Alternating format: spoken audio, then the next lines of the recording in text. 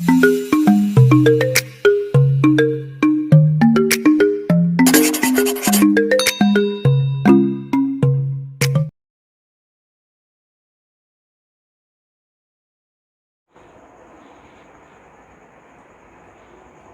Evening. Roy classes में आप लोगों का हार्दिक अभिनंदन है।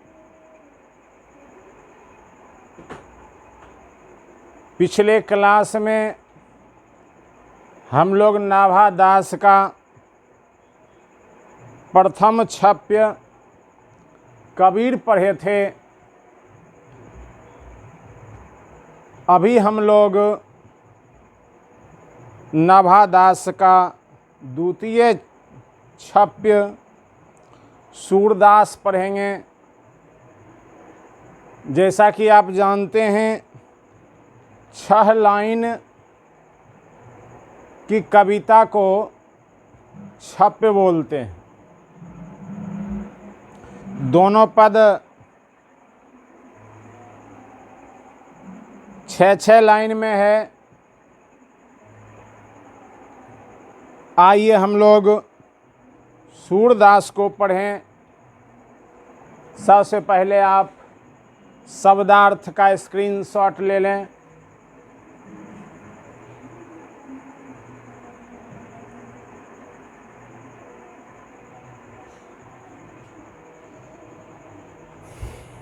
आइए,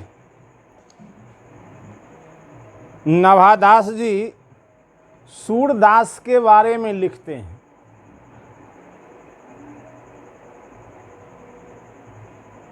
ये सूरदास की अपनी रचित कविता नहीं है, ये नाभादास रचित सूरदास के संबंध में कविता है। नाभादास जी ने सूरदास के जीवन और साहित्य का जो अध्ययन किए, उस अध्ययन के आधार पर उन्होंने उनके बारे में अपनी भावना व्यक्त किए हैं कि सूरदास जी की रचना कैसी होती थी।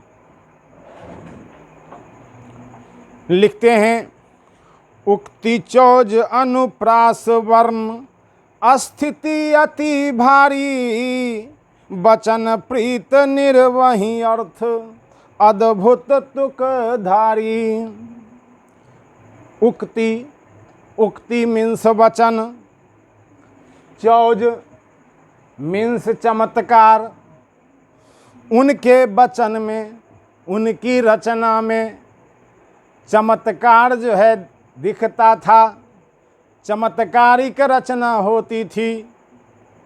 वे चमत्कारी पुरुष भी थे, जन्म से अंधे थे, लेकिन अंतर्दृष्टि, दिव्य दृष्टि इस प्रकार से उनके पास था कि वे दृष्टि वालों से भी ज़्यादा उन्होंने देखा और उस प्रकार से वर्णन किया। तो कहते हैं, उक्ति चौज अनुप्रास वर्ण, उनकी रचना में कि उनका उक्ति यानी वचन, बात, चौज कैसा, चमत्कारपूर्ण चौज। अनुप्रास, अनुप्रास एक प्रकार का अलंकार है, तो अनुप्रास यानी कि अलंकारिक भाषा। उनकी उक्ति जो है चमत्कारपूर्ण अर्थात चमत्कारी, अनुप्रास, अलंकारी, वर्ण स्थिति अति भारी, यानी शब्दों का जो प्रयोग वो करते थे। कविता क्या है? शब्द की स्थिति है। शब्द को आप इस तरह से सजा के रख दीजिए कि वह लयबद्ध हो जाता है। संगीत क्या है? शब्द का ही खेल है कि जो उस विद्या में पारंगत होते हैं, बस उस शब्द को सटीक जगह जो है रख देते हैं, बस वह संगीत यानी कि लयबद्ध हो जाता है। उसी प्रकार से सूरदास जी उक्ति चौज अनुप्रास वर्ण स्थिति अति भारी कि वर्ण, वर्ण मीन्स तो आप जानते हैं अक्षर, लेकिन यहाँ जो है भाषा भाव का चीज़ है। तो वर्ण मीन्स शब्द की स्थिति यानी प्रयोग, अति भारी बड़ा ही कठिन, ताकि कि ज्ञानी लोग हैं उनके भाव को समझ सके, क्योंकि वे ज्ञानी ही नहीं महाज्ञानी थे, अब महाज्ञानी ही नहीं आत्मज्ञानी थे। एक बार जो है वो कहीं जा रहे थे, रास्ते में वो कुआं में गिर पड़े। उस समय तो इस प्रकार का कुआं होता नहीं था, बिना लहरा का जो है कुआं होता था। वो गिर पड़े और भगवान कृष्ण के इस ऐसे महान भक्त थे, उन्होंने भगवान कृष्ण को जो है अपने इष्ट को याद किए। इष्ट को जब याद किए तो कुछ ही समय बाद कोई जो है आवाज़ दिया कि हाथ पकड़ो। जब ये कहा कि हाथ पकड़ो तो कुआं का गहराई जो है हाथ के गहराई से ज़्यादा था। ये तो ज्ञानी थे, ऊपर से कोई कैसे कह सकता था कि हाथ पकड़ो। वो समझ गए कि ये और कोई नहीं, जिन्हें मैं पुकारा वही आ गए। भगवान कृष्ण आ गए और भगवान कृष्ण को पहचान भी लिए। तब जो है कहे भगवान कृष्ण कि बोलो सूर, तुम्हारी क्या इच्छा है। तो उन्होंने कहा बस एक इच्छा है कि तनी आँख दे दीजिए प्रभु। भगवान कृष्ण ने उनको आँख दे दिया और भगवान कृष्ण को देख लिए। फिर कहे कि प्रभु अब ले लीजिए। भगवान कृष्ण ने कहा ऐसा क्यों? कहा बस जिस आँख से आपको देख लिए उस आँख से अब संसार को नहीं देखेंगे, बस आपकी ही मूर्ति जो है अपने आँखों में बसा के रखेंगे। वो इस तरह से एक निष्ठ जो है कृष्ण के परम भक्त थे। इसलिए कवि कहते हैं वर्ण स्थिति अति भारी, यानी शब्दों का प्रयोग जो है बड़ा ही भारी, क्योंकि आत्मज्ञानी थे तो उस प्रकार से वे शब्द का प्रयोग करते थे। वचन प्रीत निर्वही अर्थ अद्भुत तुकधारी। वचन यानी उनका वचन जो है, शब्द जो है, प्रीति निर्वही यानी प्रेम से भरा, प्रीति युक्त, स्नेह युक्त, निर्वही यानी कि प्रेम को निर्वाह करने वाला, प्रीति को निर्वाह करने वाला। अर्थ अद्भुत तुकधारी, और अर्थ कैसा? अद्भुत तुकधारी। तुकधारी मीन्स राइम्ड, राइम्ड मीन्स ले। तुकधारी आप भी समझ सकते हैं कि पहला लाइन का अंतिम जो है शब्द है अति भारी, दूसरा लाइन का जो है क्या है? तुकधारी, तो भारी और धारी। फिर देखिए तीसरा लाइन में भासी पर काशी। फिर पांचवा लाइन धरे और करे, इसी को तुक कहते हैं। तो उनकी कविता में इस तरह की तुकबंदी जो है मिलता है। तो इसलिए कवि कहते हैं वचन प्रीत निर्वही, उनका शब्द वचन प्रीति को निर्वाह करने वाला। अर्थ अद्भुत तुकधारी, अर्थ जो है बड़ा ही जो है राइम्ड यानी तुकधारी, तुकबंदी युक्त। इस प्रकार से दोहा, प्रथम दोहा में उक्ति चौज अनुप्रास वर्ण स्थिति अति भारी, उनका वचन उक्ति जो है यानी शब्द वचन जो है वह चमत्कारी पूर्ण, अनुप्रास अलंकारिक, वर्ण स्थिति अति भारी, शब्द का प्रयोग बड़ा ही भारी, वचन प्रीति निर्वही, उनके वचन में प्रीति को निर्वाह करने वाला यानी प्रेम से युक्त, उनका वचन प्रेम से युक्त, अर्थ अद्भुत तुकधारी, और अर्थ जो है बड़ा ही जो है तुकधारी, यानी लय में बैठने वाला, संगीत में बैठने वाला। इसलिए अपने दीक्षा गुरु वल्लभाचार्य से मिलने से पहले वे दैन्य भाव के संगीत गाते थे। उसके बाद अपने गुरु से दीक्षा लेने के बाद वे भक्ति भाव का संगीत जो है गाने लगे।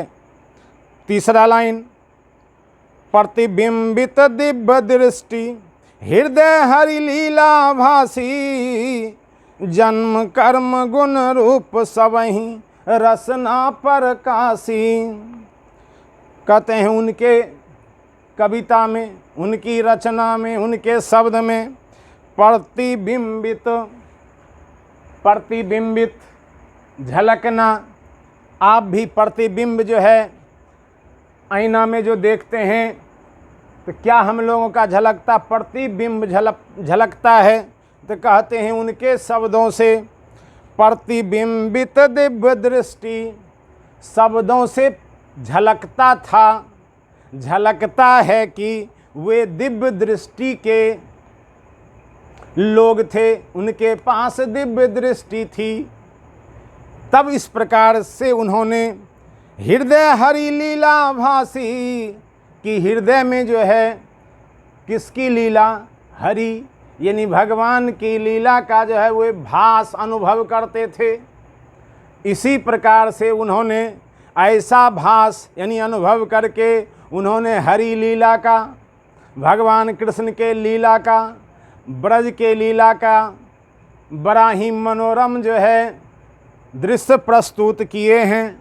तो कवि कहते हैं तीसरा लाइन में, प्रतिबिंबित दिव्य दृष्टि, उनके रचना से, उनके शब्द से झलकता है दिव्य दृष्टि, उनके पास दिव्य दृष्टि था। हृदय हरि लीला भासी, और हृदय कैसन, हरि लीला, हरि मीन्स भगवान, भगवान की लीला को दर्शन करने वाला, अनुभव करने वाला। उनके रचना से ही, शब्द से ही पता चलता है कि उनके हृदय में हरि लीला का जो है भान होता था, और उसी अनुभव को, उसी भान को वे अपने कविता में, शब्दों में जो है उतारते थे। चौथा लाइन, जन्म कर्म गुण रूप सबहि रसना प्रकाशी। उनके कविता में, उनकी रचना में किसका किसका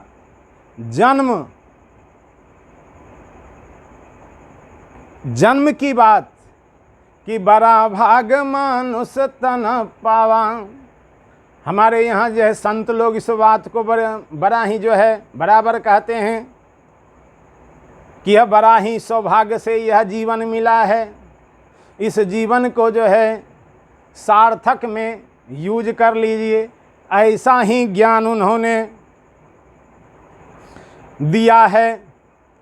जन्म कर्म गुण रूप सबहि, कि अपनी रचना में जन्म कर्म, यह जीवन मिला है सत्य कर्म करने।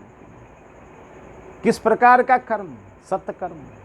अन्य प्रकार के कर्म को वो निषेध माने। निष्काम कर्म, भक्तिपूर्ण कर्म, गुण रूप और गुण की प्राथमिकता।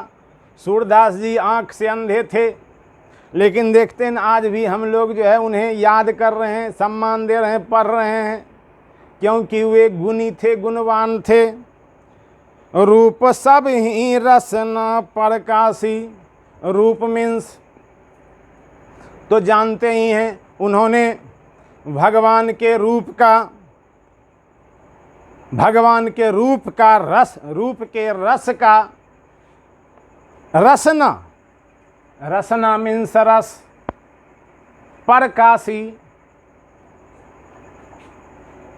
कि उनके रचना से ऐसा प्रतीत होता है कि जन्म कर्म गुण रूप सभी प्रकार के रस प्रकट हो रहे हैं, सभी प्रकार के रस जो है निकल रहे हैं, जिसका पान करके मानव अपना जीवन सार्थक कर सकता है।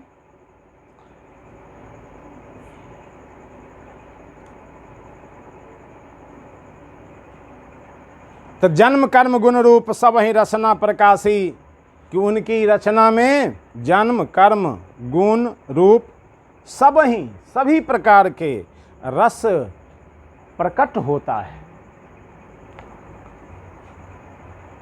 5वां लाइन, विमल बुद्धि हो तासुकी, विमल बुद्धि हो तासुकी, जो यह गुण सर्वननी धरे, सुर कवि तो सुनी कौन कवि, जो नहीं सिर चालन करे।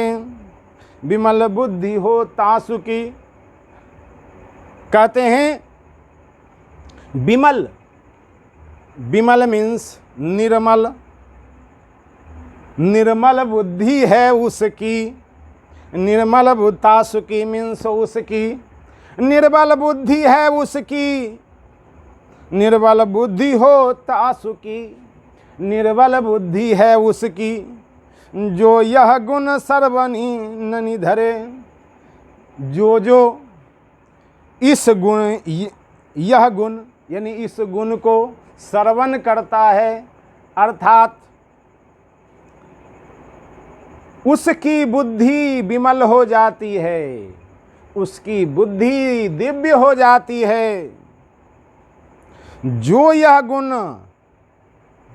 श्रवण करता है, यानी सूरदास का पद, सूरदास की रचना, सूरदास का भक्ति में संगीत जो सुनता है, उसकी बुद्धि निर्मल हो जाती है।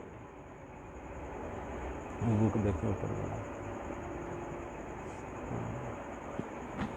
सूरदास जी ने बहुत से कविता जो है लिखे। एक दोहा सुनाता हूँ सूरदास का। तुरिया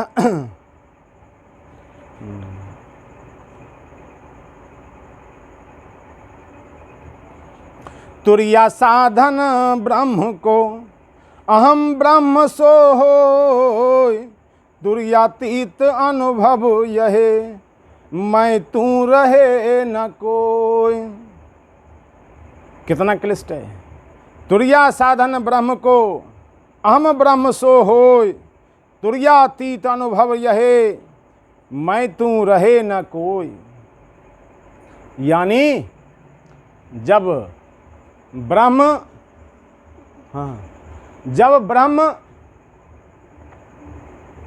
से मिलन हो जाता है, जब परमात्मा से मिलन हो जाता है, तब हम तुम नहीं बचता है, हम परमात्मा ही ब्रह्म ही हो जाते हैं। ऐसे उनकी रचना है कि विमल बुद्धि हो तासुकी, कि उसकी बुद्धि दिव्य हो जाती है। जो यह गुण सर्वननी धरे, जो इस गुण को श्रवण करते हैं, अर्थात जो सूरदास को श्रवण करते हैं, उनकी बुद्धि निर्मल विमल हो जाती है। लास्ट लाइन, सुर कविता सुनी कौन कवि, सुर कविता सुनी कौन कवि, जो नहीं सिर चालन करे। सूरदास की कविता को सुन करके, सूर कवित, कवित मीन्स कविता, सुर मीन्स सुर, सूरदास की कविता को सुन करके कौन कवि, अर्थात कौन कवि जो नहीं सिर चालन करे। जो सिर चालन यानी झूमना, ऐसा कौन कवि है जो सिर चालन नहीं करे, अर्थात जो उनकी कविता को सुन करके झूम ना जाए। अर्थात कह रहे हैं नभादास जी कि सूर कवि तो सुनी कौन कवि, सूर की कविता को सुन करके हर कवि यानी झूमने लगते हैं। जब कवि झूमने लगते हैं तो व्यक्ति की तो बात ही क्या। इस तरह से सभी उनकी कविता को सुन करके झूमने लगते हैं। पुनः देखिए, सुर कवि तो सुनी कौन कवि, सूर की कविता को सुन करके ऐसा कौन कवि है जो झूमने नहीं लगते हैं, अर्थात सब झूमने लगते हैं। इस प्रकार से आपने सूरदास जी का के बारे में पढ़ा, आपको मीनिंग निकल जाएगा, ध्यान से पढ़ लेंगे। फिर अगले क्लास में हम लोग इसका ऑब्जेक्टिव करेंगे। Thank you.